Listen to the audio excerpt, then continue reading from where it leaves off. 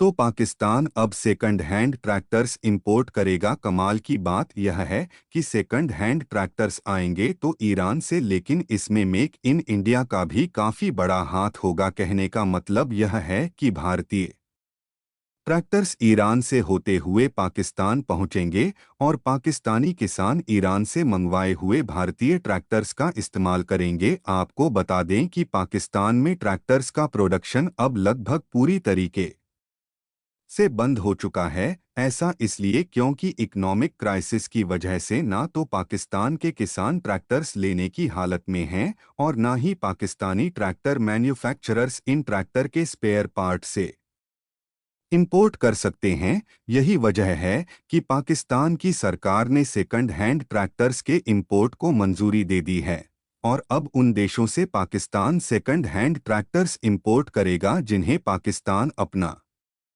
दोस्त समझता है। अब इन देशों में अजरबैजान और टर्की जैसे देश भी हैं जहां खुद भारत से ट्रैक्टर्स इंपोर्ट किए जाते हैं और यही भारतीय सेकंड हैंड ट्रैक्टर्स अब दुनिया घूमते हुए पाकिस्तान पहुंचेंगे। इस खबर को लेकर इस वीडियो में बात करेंगे, लेकिन आगे बढ़ने से पहले चैनल को सब्सक्राइब करके बेल आइकन दबा दीजिए। आपका हमसे जुड़ना ही मेक इन इंडिया की ताकत बढ़ाता है और आपके इस चैनल को सब्सक्राइब करने से हमारी काफ़ी बड़ी मदद भी होती है।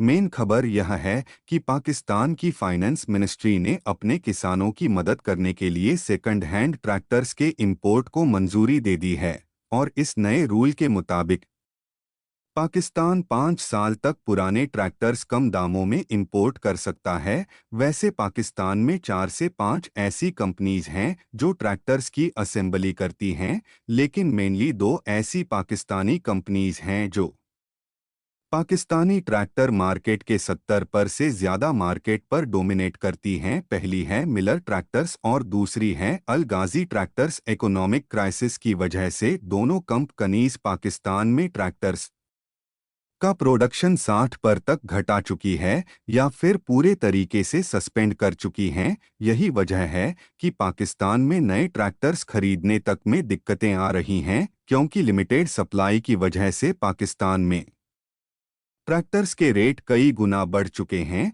और ज़्यादातर किसान अब ये ट्रैक्टर्स अफोर्ड नहीं कर सकते। ट्रैक्टर्स की कीमतों को कम करने के लिए ही पाकिस्तानी सरकार सेकंड हैंड ट्रैक्टर्स इंपोर्ट करने के लिए राजी हुई है और अब ये ट्रैक्टर्स मेनली ईरान से इंपोर्ट किए जा रहे हैं। अब कमाल की बात सुनिए, ईरान की सबसे बड़ी ट्रैक्टर मैन्युफैक्चरिंग कंपनी का नाम है ITMCO, यानी कि Iran tractor manufacturing company. Sales के मामले में ITMCO का शेयर ईरान में 80 से ज़्यादा है।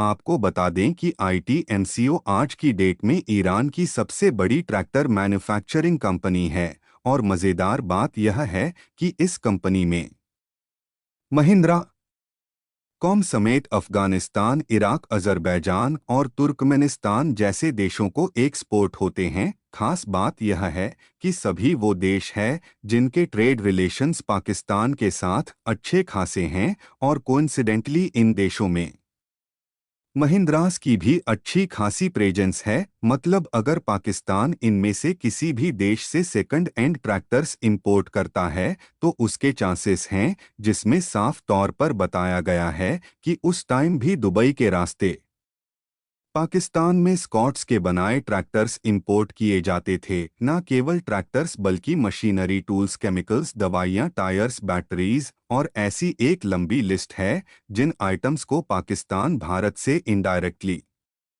आज भी इंपोर्ट करता है। अभी एक और बात हम आपको बताने जा रहे हैं, लेकिन अगर आप हमें यहाँ तक सुन चुके हैं तो कमेंट सेक्शन में AII यानी मेक इन इंडिया लिख दीजिएगा और वीडियो को लाइक भी कर दीजिएगा। जो लोग अभी इस चैनल से जुड़े हैं उनको बता दें कि पाकिस्तान में अभी भी जो डेव की बसेस चलती हैं उसे भारत की टाटा चलाती है। आपने बिल्कुल सही सुनाऊ, एक कोरियन कंपनी थी जिसके कमर्शियल व्हीकल यूनिट को टाटा ने खरीद लिया था और अब टा इन बसेस को डेव ब्रांड के नाम से पाकिस्तान में बेच रही है। इस पर एक डेडिकेटेड वीडियो हमने कुछ महीनों पहले बनाई थी, जिसका लिंक आपको आई बटन या डिस्क्रिप्शन और कमेंट सेक्शन में पिन मिलेगा उसे भी देखे बिना मत जाइएगा। धन्यवाद। जय हिंद।